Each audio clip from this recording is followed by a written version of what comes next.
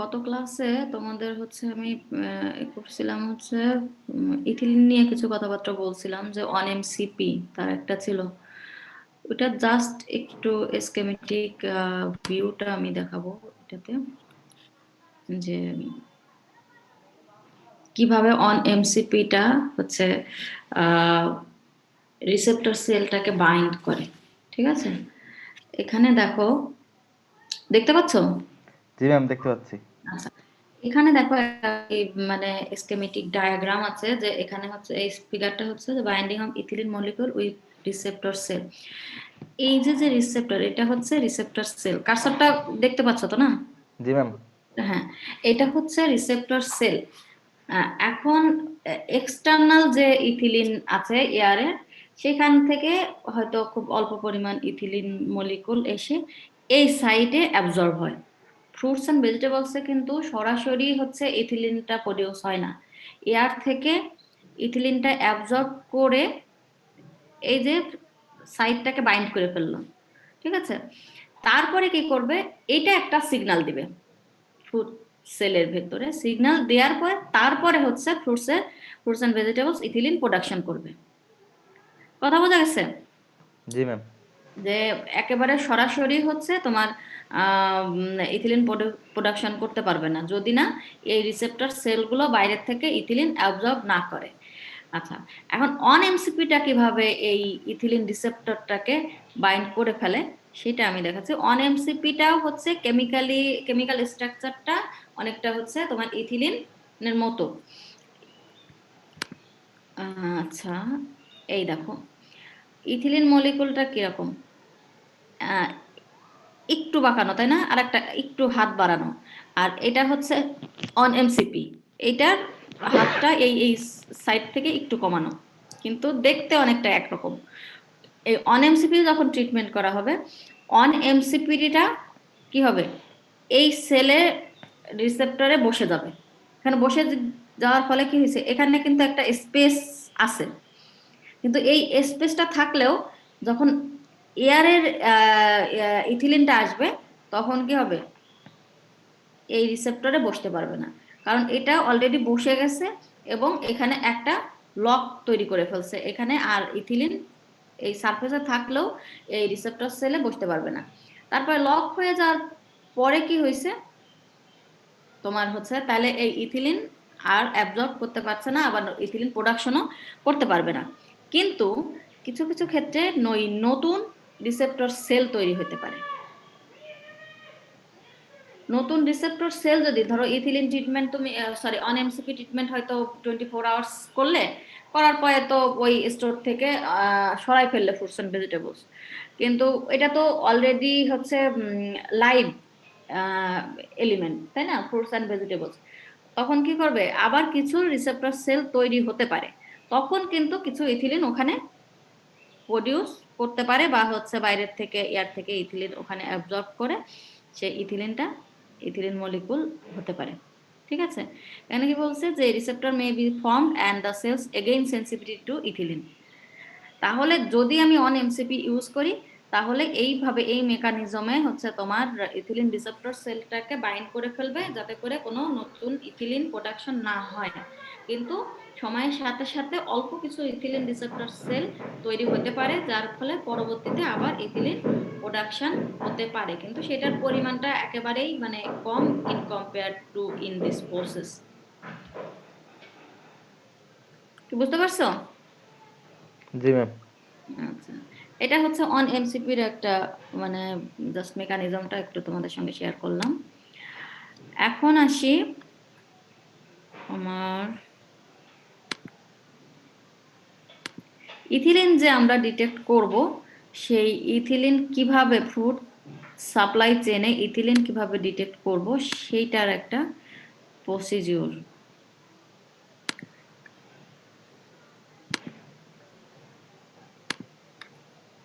আচ্ছা,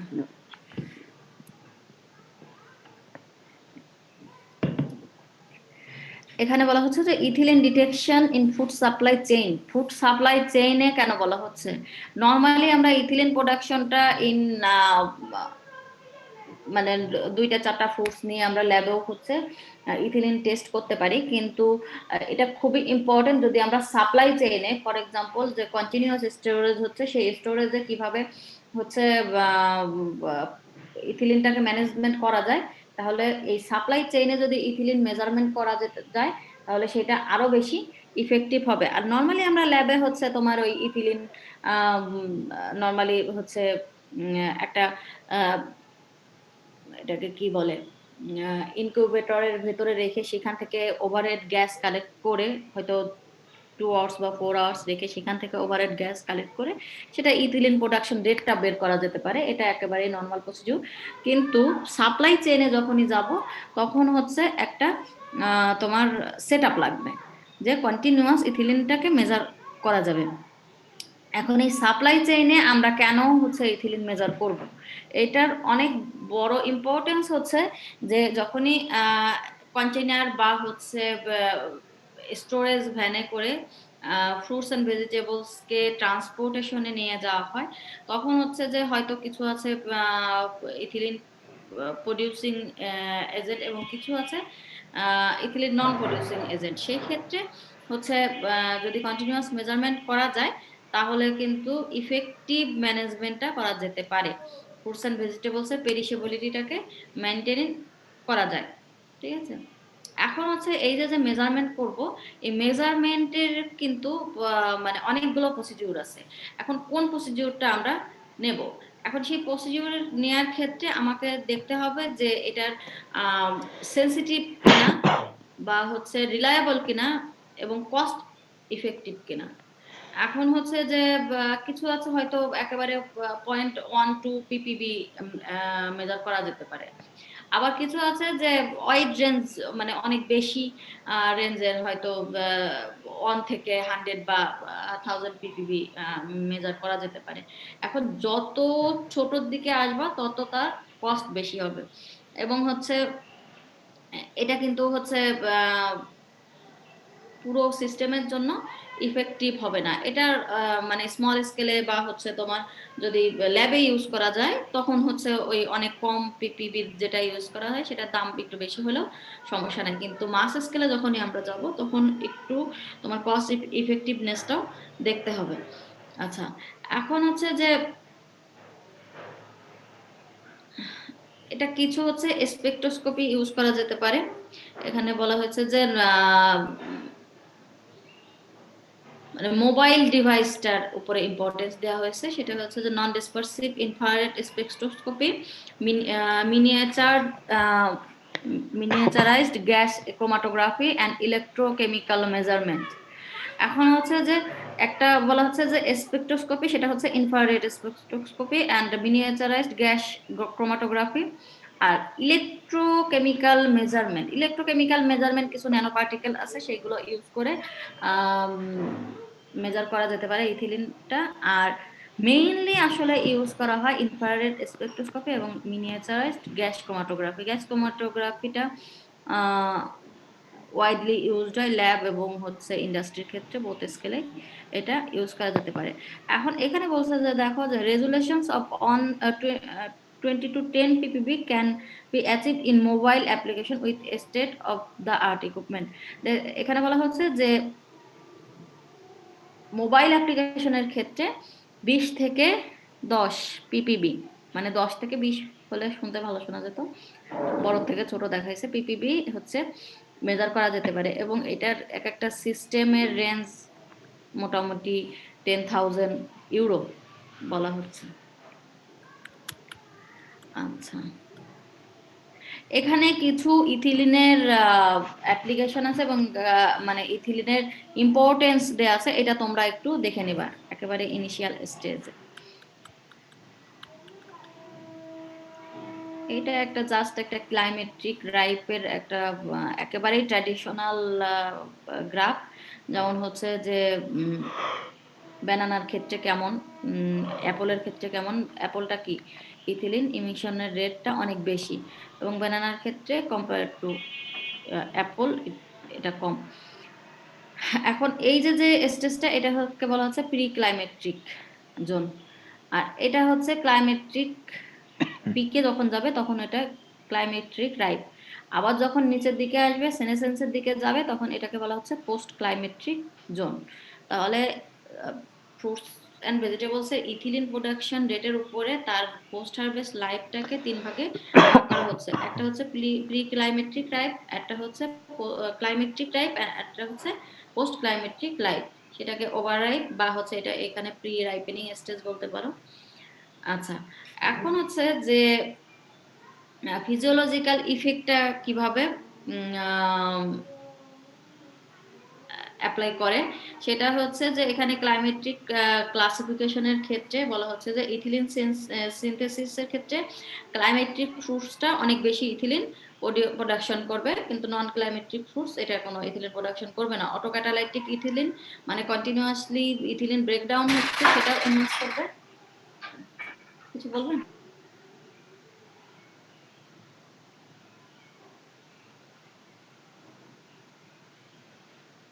নেট চলে গেল নাকি?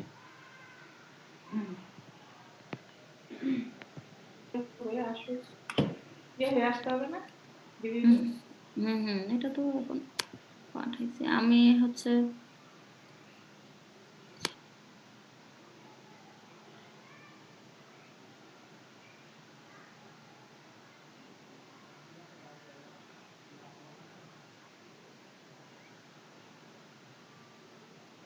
রোজ ডে নিয়ে বাবুরে সব ঘুমায় না, আমি ঠিক করছি।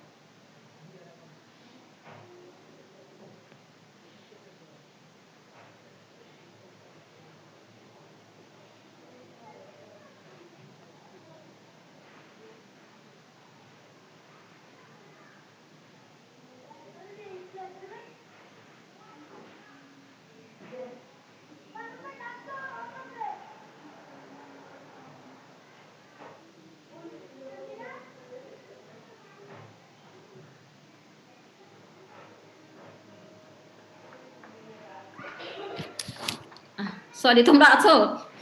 জি ম্যাম। আসলে হচ্ছে অফিসিয়াল কাজগুলো মানে কন্টিনিউয়াস করতে হয়। আচ্ছা, এখানে দেখো যেটা যেখানে ছিলাম আর কি, যে ক্লাইমেট্রিক ফ্রুট এবং নন ক্লাইমেট্রিক ফ্রুটস এর ডিফারেন্সটা হচ্ছে কোথায় আসছে, শুধুমাত্র যে নন ক্লাইমেট্রিক ফ্রুটস এর সাথে ক্লাইমেট্রিক ফ্রুটস এর সবকিছুতেই নেগেটিভ, শুধুমাত্র তোমার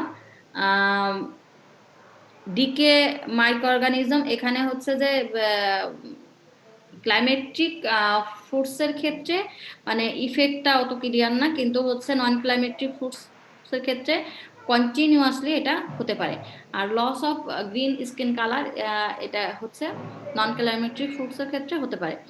আর ডিসঅর্ডার, বিশেষ করে ফিজিওলজিক্যাল ডিসঅর্ডার যেগুলো আছে, যেমন হচ্ছে চিরিং ইনজুরি অথবা হচ্ছে কোর যেগুলো ভেতরে পচে যায়, সেই জিনিসগুলো দুইটাতেই হতে পারে। আর বাকিগুলো হচ্ছে ক্লাইমেট্রিক ফ্রুটস এর এনহান্স হবে, কিন্তু নন ক্লাইমেট্রিক ফ্রুটের উপরে এগুলোর কোনো ইফেক্ট নাই। যেমন এটা ইম্পর্টেন্স হচ্ছে, যেমন হচ্ছে ফ্রুটস মেটাবলিজম অ্যান্ড রেসপিরেশন, এটা কিন্তু ক্লাইমেট্রিক ফ্রুটস এর ক্ষেত্রে ইথিলিন প্রোডাকশনের সাথে সাথে রেসপিরেশন হবে, রেসপিরেশন রেটও হাই হয়ে যাবে। রেসপিরেশন রেট হাই হলে মেটাবলিজমটাও হাই হবে, এবং একই সাথে ফুড রাইপেনিংটা খুব দ্রুত পিকে চলে যাবে। কিন্তু নন ক্লাইমেট্রিক ফ্রুটস এর এটার কোনো ইফেক্ট নাই। আচ্ছা, এখানে একটা দেখো কিছু একটা চার্ট আছে, এটা হচ্ছে যে ইথিলিন ইফ্লাক্স আর ইথিলিন সেন্সিটিভিটি। গত ক্লাসে আমি বলছি যে কিছু আছে ইথিলিন প্রডিউসিং এবং কিছু আছে ইথিলিন সেন্সিটিভ।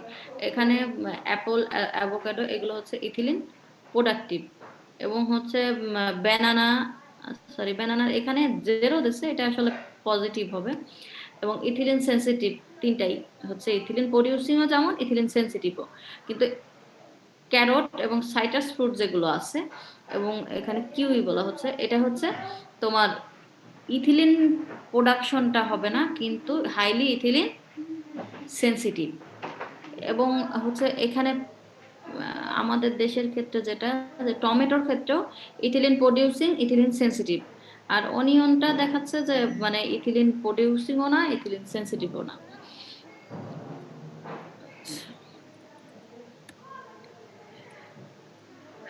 এখন হচ্ছে ethylene measurement for food quality ripening বা কোয়ালিটি মনিটরিং যেটাই বলি। এখন হচ্ছে যে একটা হচ্ছে যে ফটো অ্যাকোয়াস্টিক স্পেকট্রোস্কোপির মেজারমেন্ট হবে। ফটো অ্যাকোয়াস্টিক মানে হচ্ছে একটা অবশ্যই লাইট সোর্স বা হচ্ছে ইলেকট্রন সোর্স থাকতে হবে, সেটা থেকে গ্যাস ইনলেটের ভেতর দিয়ে যাবে, এবং হচ্ছে এখানে অ্যাকোয়াস্টিক সেন্সর থাকবে। সেন্সর দিয়ে তখন হচ্ছে একটা গ্রাফ মতো আসবে। এটার আমি পরে এটা তো দেখি গ্রাফ না। আচ্ছা, এখানে কি বলছে যে photoacoustic spectroscopy provide the highest sensitivity value to ethylene gas, মানে হচ্ছে সেন্সিটিভিটি ভ্যালুটা হচ্ছে হাইয়েস্ট, মানে একেবারে মিনিমাম লেভেলে। এখানে ওয়ার্কিং প্রিন্সিপালটা দেখানো হয়েছে যে এই laser beam is polarized and chopped into in the specific frequency. এখানে হচ্ছে যে স্পেসিফিক ফ্রিকোয়েন্সিতে এটাকে ডিস্ট্রিবিউট করা হয় এই চপার হুইল দিয়ে। করার পরে ফ্রিকোয়েন্সিতে যাওয়ার পরে এখানে যে গ্যাস কম্পাউন্ড আছে ভেতরে, ভেতরে তো শুধু ইথিলিন গ্যাস নাই, এখানে তোমার কার্বন ডাইঅক্সাইড আছে, অক্সিজেন আছে, নাইট্রোজেন থাকতে পারে। এই depending on the chemical structure the specific gas compound absorb the light at a specific wavelength. এই অ্যাবজর্পশন নেওয়ার পরে the gas in the measurement chamber is periodically heated according to the chopping frequency, the temperature changes introduce pressure changes which can be measured with a microphone. The photoacoustic amplitude rises with the concentration of the specific gas component.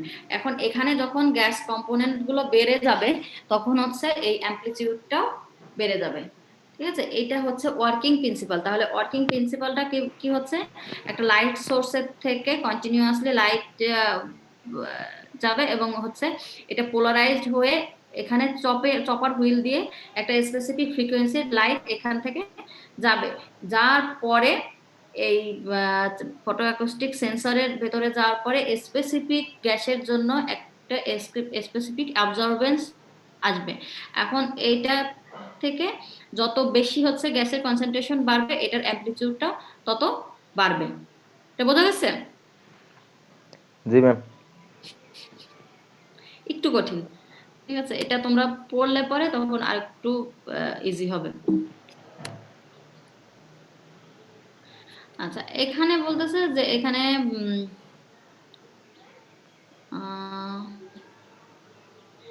টাইমটা খুবই কম।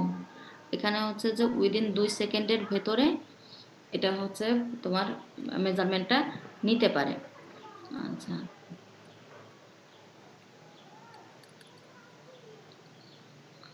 আরেকটা হচ্ছে যে electrochemical sensor. এটা ওই সেন্সরের মতো, ওইটার মতোই কিছুটা হচ্ছে ইলেকট্রোকেমিক্যাল সেন্সর দিয়ে এই ইথিলিনটাকে মেজার করা যেতে পারে। এখানে বলা হচ্ছে যে particular sensor mixture of copper complex or single walled carbon nanotube is placed between two gold electrodes. The copper complexes partly bind the ethylene and thereby the resistivity of the nanoparticle changes. A reaction selective to ethylene is based on the fact that the copper is a cofactor at the ethylene receptor and the fruit. The sensor was able to detect the ethylene concentration between 0.5 to 50 ppm. এটা কিন্তু আরেকটু বেশি রেঞ্জের, যেমন হচ্ছে ফটোঅ্যাকোস্টিক স্পেকট্রোস্কোপির ক্ষেত্রে দেখা যাচ্ছে যে এটা অনেক কম রেঞ্জে হচ্ছে পিপিপিতে, আর এখানে পিপিএম রেঞ্জে হচ্ছে এটা মেজার করতে পারে। আচ্ছা,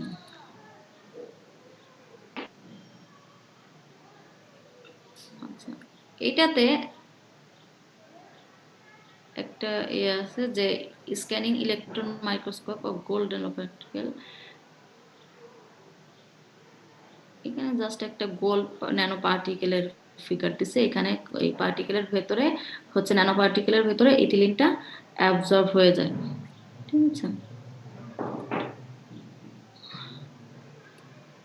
আরেকটা আছে যে electrocatalytic sensor. The measuring principle is based on the electron oxidation on a gold nanofoam anode with weak sulfuric acid used as an electrolyte. The characteristics double or pi bond is prerequisite for the few nanotechnology. The inert gold gas. আচ্ছা, এখানে বলা হচ্ছে যে গোল্ডটা তো inert, এটা হচ্ছে তোমার অন্যান্য কম্পাউন্ডের সাথে রিঅ্যাকশনে যাবে না। এখানে হচ্ছে যে যখনই এই 100 ন্যানোমিটারের থেকে সাইজটা চলে আসবে তখনই হচ্ছে এই গোলটা radically change and the extremely large surface area generate high reactivity. এখানে জাস্ট একটা তোমার স্কিমেটিক ডায়াগ্রাম দেওয়া হয়েছে যে গোল্ড ন্যানো পার্টিকেল বেসড অ্যানোডের। আচ্ছা, এখানে গোল্ড ন্যানো পার্টিকেলটা হচ্ছে যে কিভাবে করে, যে ইথিলিনটাকে অক্সিজেনের সঙ্গে অক্সিডাইজ করে কার্বন ডাই অক্সাইড এবং পানিতে পরিণত করে, এবং এইখান থেকেই তোমার ইথিলিনের মেজারমেন্টটা পাওয়া যায়। এখানে বলছে যে এটাও পিপিবি লেভেলে মেজার করতে পারে, এবং পিপিএম সরি পিপিএম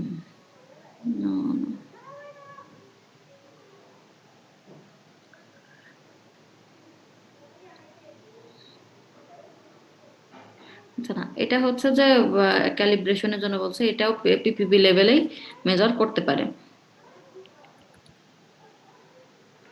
এটা জাস্ট একটা উদাহরণ দিচ্ছে, এরকম চেম্বারের ভেতরে ফ্রুটস অ্যান্ড ভেজিটেবলস হচ্ছে রাখলে সেইখান এখান থেকে পাইপ দিয়ে কন্টিনিউয়াসলি হেড স্পেস গ্যাসটাকে মেজার করা যেতে পারে।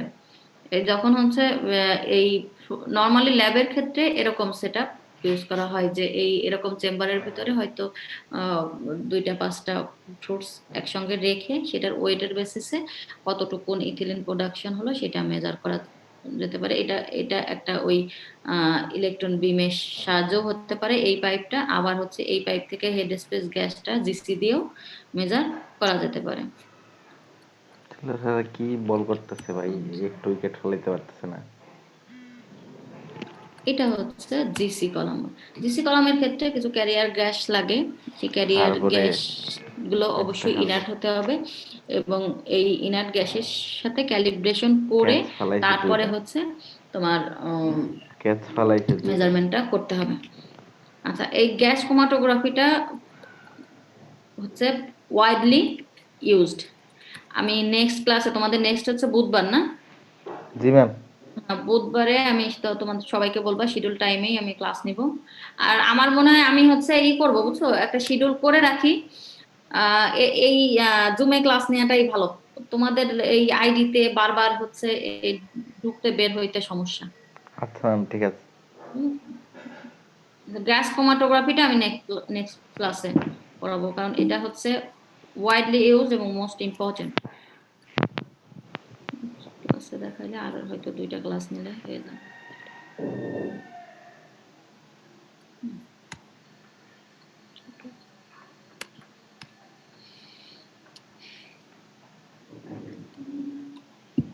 ডিন অফিস থেকে তোমাদের সাথে তো আর পরে আর কোনো কথাবার্তা বলে নাই না? না ম্যাম, আর কোনো কথা বলে নাই।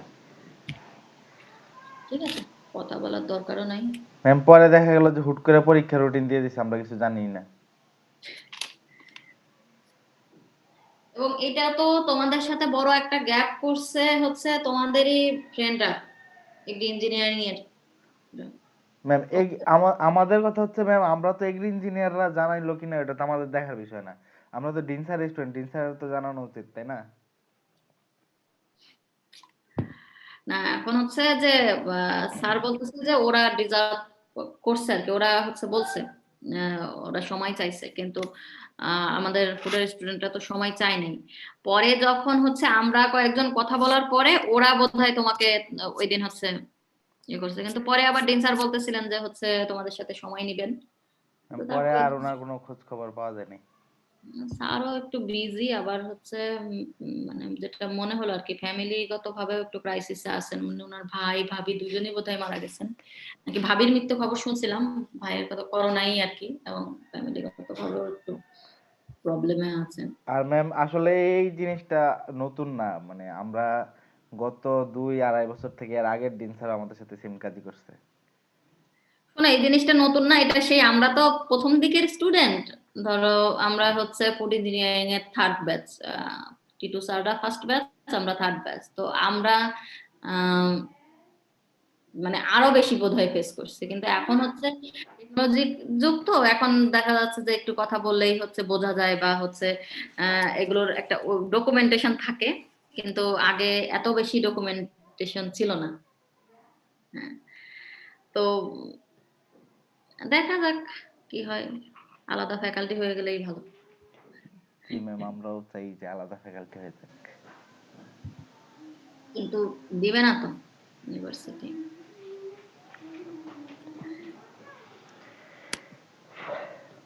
আর ম্যাম আমাদের এই যে ডিপার্টমেন্টের নাম চেঞ্জের ব্যাপারে সবাই আমার কাছে জানতে চাচ্ছিল কি। ওটা যে কি অবস্থায় আছে আমি দেখি, একটু খোঁজ নিব না। আচ্ছা এটা তো প্রপোজাল তো অনেক আগেই পাঠানো।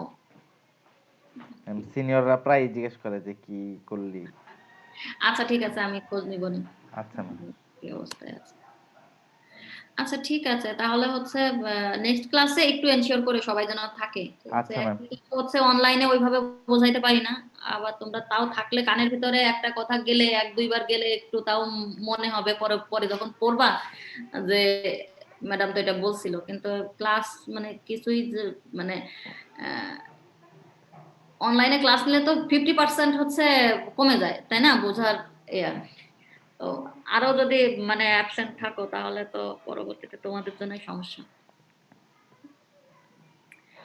আচ্ছা ঠিক আছে, তাহলে তোমরা ভালো থেকো।